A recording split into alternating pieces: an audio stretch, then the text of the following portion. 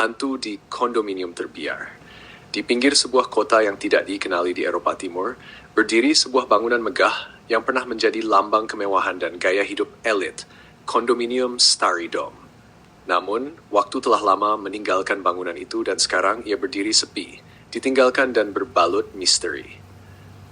Kisah ini bermula dengan seorang lelaki muda bernama Victor, seorang graduan jurutera awam yang baru saja mendapatkan pekerjaan di sebuah firma terkenal di kota tersebut. Victor adalah seorang yang bercita-cita tinggi dan penuh dengan semangat untuk memulakan kehidupannya di kota besar. Satu petang yang mendung, Victor menerima panggilan daripada bosnya, Encik Leonid.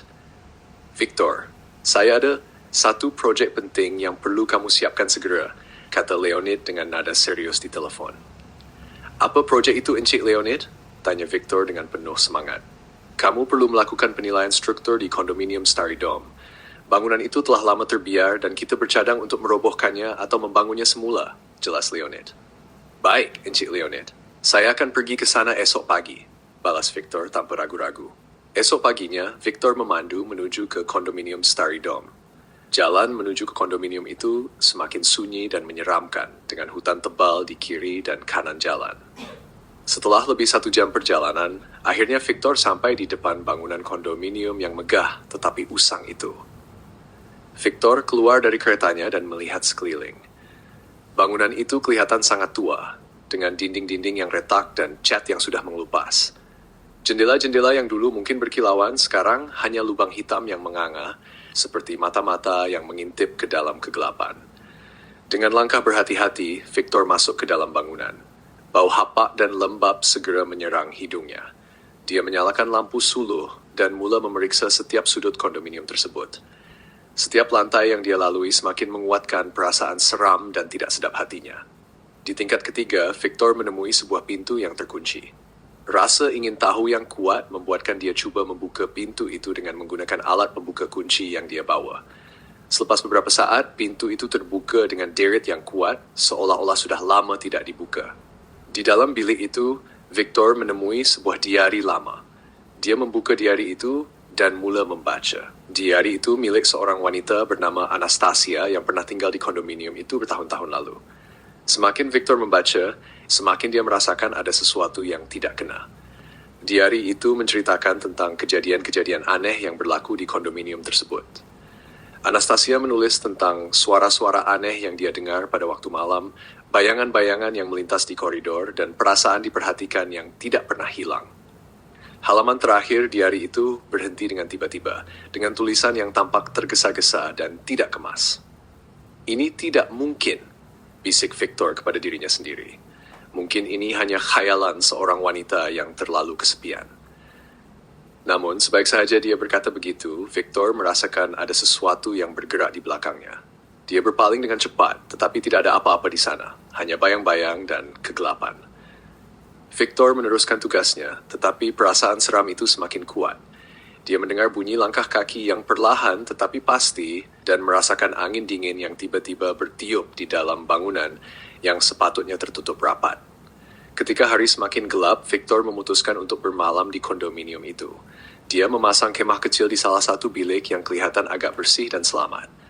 Malam itu, dia tidur dengan tidak tenang, sering terjaga oleh bunyi-bunyi aneh dan perasaan diperhatikan. Pada tengah malam, Victor terbangun oleh bunyi derap kaki yang kuat di luar kemahnya. Dengan hati yang berdebar-debar, dia keluar dan melihat sekeliling dengan lampu suluhnya. Di koridor, dia melihat bayangan seorang wanita dengan rambut panjang berdiri membelakanginya. Bayangan itu bergerak perlahan, seolah-olah melayang di udara. "Siapa di sana?" Victor bertanya dengan suara yang bergetar. Tetapi bayangan itu tidak menjawab, hanya terus melayang menjauh. Dengan penuh keberanian, Victor mengikutinya. Bayangan itu membawa Victor ke tingkat paling atas kondominium tersebut. Di sana, dia menemui pintu lain yang terkunci. Bayangan wanita itu berhenti di depan pintu itu dan hilang begitu saja. Victor merasakan bahwa dia harus membuka pintu itu. Dengan tangan yang menggigil, dia membuka kunci pintu tersebut. Di dalam bilik itu, Victor menemui pemandangan yang mengerikan. Terdapat sebuah kerusi goyang tua dan sebuah cermin besar yang retak di tengah-tengah bilik. Di atas kerusi goyang itu, terdapat sebuah boneka tua yang kelihatan menyeramkan dengan mata yang seolah-olah hidup. Victor merasakan ada sesuatu yang sangat salah dengan bilik itu. Dia ingin lari, tetapi kakinya seolah-olah terpaku di tempat. Tiba-tiba, cermin besar itu bergetar dan bayangan wanita tadi muncul di dalamnya. Kali ini dengan wajah yang penuh kesedihan dan kemarahan. "Siapa kamu? Apa yang kamu mahu?" Victor bertanya dengan suara yang bergetar. "Aku adalah Anastasia." Suara itu bergema di dalam bilik. "Aku terperangkap di sini selama-lamanya. Kamu tidak sepatutnya datang ke sini." Victor merasakan ketakutan yang amat sangat. Dia coba melarikan diri, tetapi pintu bilik itu tertutup rapat. Dia melihat ke arah cermin dan bayangan Anastasia semakin mendekat. Dengan panik, Victor menjerit dan berlari ke arah jendela. Tetapi sebelum dia sempat melompat keluar, cermin itu meletup dan serpihan kaca melayang di sekelilingnya. Victor terjatuh dan kehilangan kesedaran.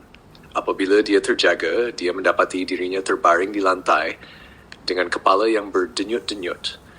Dia melihat sekeliling dan menyadari bahawa dia masih berada di dalam bilik itu. Tetapi bayangan Anastasia telah tiada. Dengan penuh ketakutan, Victor bangkit dan keluar dari bilik itu. Dia berlari menuruni tangga dan keluar dari kondominium tersebut secepat mungkin. Dia tidak peduli tentang keretanya, dia hanya ingin keluar dari tempat terkutuk itu. Victor berlari tanpa henti sehingga dia sampai di jalan utama. Di sana dia bertemu dengan seorang pemandu lori yang berhenti untuk membantunya. Victor menceritakan apa yang berlaku, tetapi pemandu lori itu hanya menggelengkan kepala. "Kondominium Starry Dome telah lama dikenal sebagai tempat berhantu," kata pemandu lori itu. "Ramai yang telah mencuba untuk menyiasat, tetapi tiada siapa yang berani tinggal di situ lama." Victor akhirnya kembali ke kota dengan bantuan pemandu lori itu. Dia melaporkan kepada Encik Leonid bahawa kondominium itu tidak selamat dan penuh dengan kejadian aneh. Leonid mendengar dengan serius dan memutuskan untuk meninggalkan projek itu. Namun, kejadian di kondominium Starry Dome meninggalkan kesan mendalam pada Victor. Dia sering bermimpi buruk tentang bayangan Anastasia dan bilik terkutuk itu. Walaupun dia cuba melupakan, kenangan itu terus menghantuinya. Dan kondominium Starry Dome terus berdiri sepi di pinggir kota, menjadi saksi bisu kepada tragedi dan misteri yang tidak pernah terungkap sepenuhnya.